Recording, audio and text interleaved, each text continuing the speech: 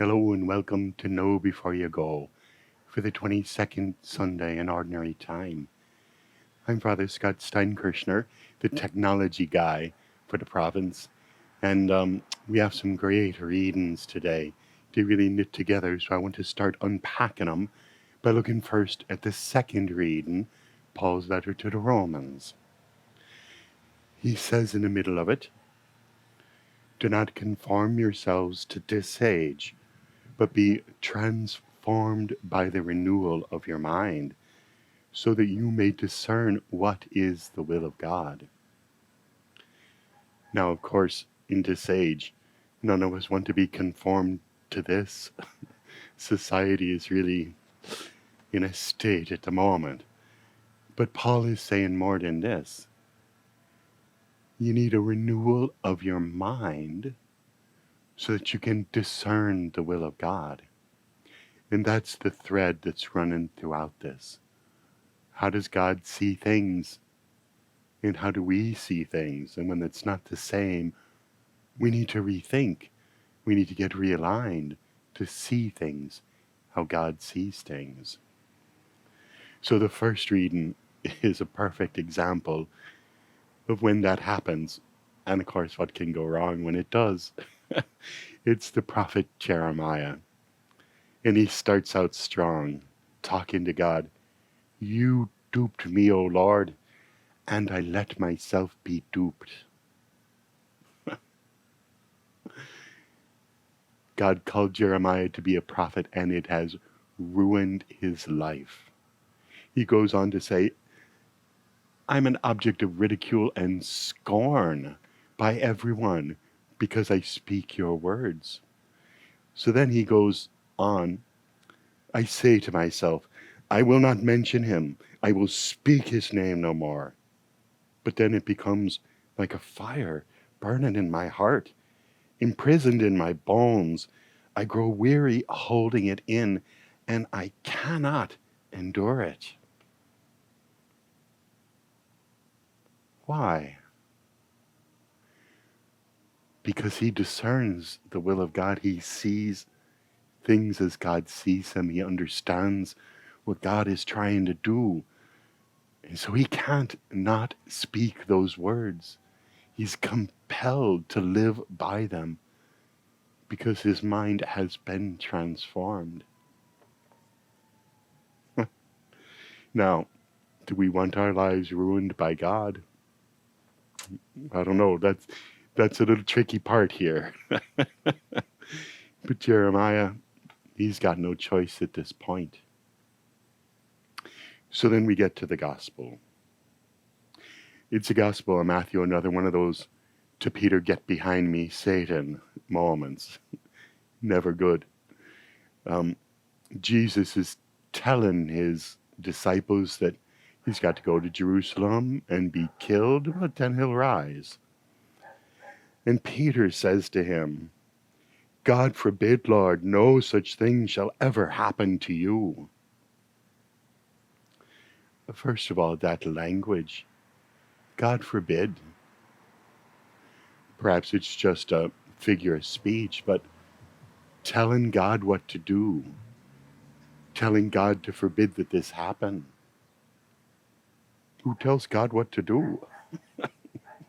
Peter, and oh yeah, "Get behind me, Satan," is what Jesus tells him. "You are an obstacle to me. You are thinking not as God does, but as human beings do." Isn't that exactly the thing? But what is the difference between the way Peter in his human way sees it and Jesus in his divine way sees it?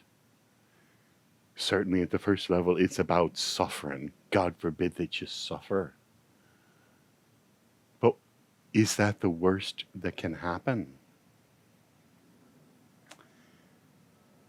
Jesus goes on to say, "Whoever wishes to come after me, you got to pick up your cross. 'Tis tough. For whoever wishes to save his life will lose it. But if you lose your life for my sake, then you'll find it." Well and good challenging, but okay. But now there's this curious sentence. What profit would there be for one to gain the whole world and forfeit his life? At first you think no gain at all, right? You'd think that that was like the man who was going to build new barns because he had such a great harvest and store it all.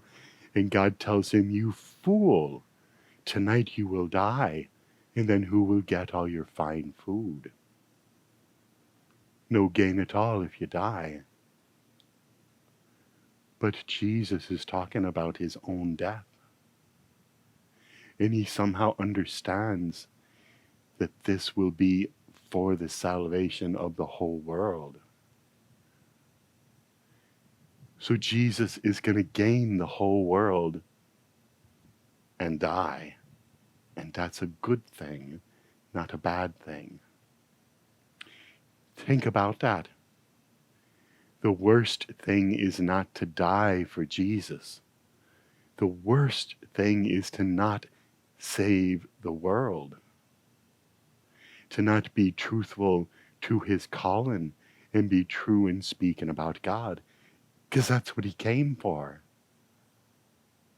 So it isn't the suffering that he wants to avoid, if he can, fine. But what he really wants to avoid is not saving the world. And his mind is fixed on that.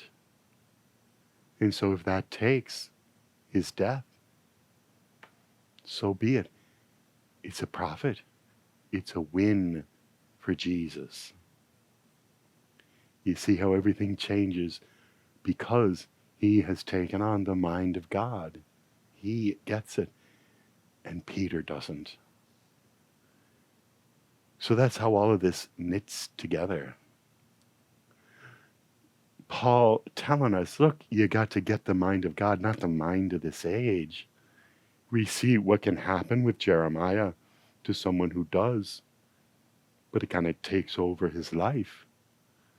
So then we have this implicit choice with the gospel. Are we going to live a comfortable life and keep with comfortable things and see things the way humans see it? Human comfort is the greatest thing in the world. Are we going to put on the mind of God and say, no, the way God sees it, there's more important things than our comfort, even than our safety or my safety. There's bigger things at play. Can we see that? Can we put our minds on that? So now that we've unpacked this, I'm excited for you to go through these readings and see what you see. How do they strike you? Let them take you somewhere and follow that tread. God bless you today and every day.